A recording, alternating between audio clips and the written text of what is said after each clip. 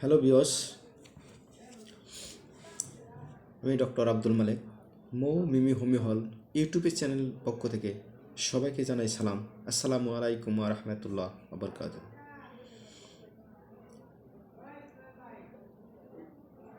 প্রিয় বন্ধুরা, প্রতিদিনের মতো আবার একটা নতুন বিষয় নিয়ে, নতুন ভিডিও নিয়ে হাজির হয়েছি। আজকে যে বিষয়টা আলোচনা করব সেটা অত্যন্ত গুরুত্বপূর্ণ একটা বিষয়। সেটা হচ্ছে বাচ্চাদের উদরাময় বা পাতলা পায়খানায় হোমিও মেডিসিন ক্যামোমিলা। ক্যামোমিলা মেডিসিনের লক্ষণগুলো হচ্ছে বাচ্চাদের দাঁত ওঠার সময় বাচ্চা খুব রেগে গেলে বা রাগান্বিত মাও যদি বাচ্চাকে দুধ খাওয়ায়, তার ফলে পাতলা পায়খানা হয়। মল সাধারণত সবুজ রং এর বা পাতলা ডিমের লালার মতো দেখা যায়।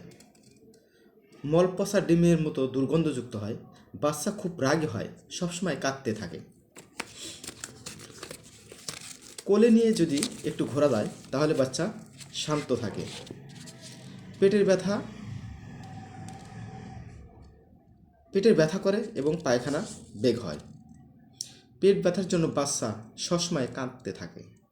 অনেক সময় বাচ্চাকে উপর থেকে নিচের দিকে নামানোর সময় বাচ্চা পায়খানা করে ফেলে। এই লক্ষণগুলো যদি কোনো বাচ্চার ভিতর থাকে তাহলে আপনি নিশ্চিন্তে ক্যামোমিলা মেডিসিন খাওয়াতে পারেন। আশা করি অবশ্যই রেজাল্ট পাবেন। সবাই হোমিও চিকিৎসা নিন, সুস্থভাবে জীবন করুন। আসসালামু আলাইকুম ওয়া রাহমাতুল্লাহি ওয়া বারাকাতুহু।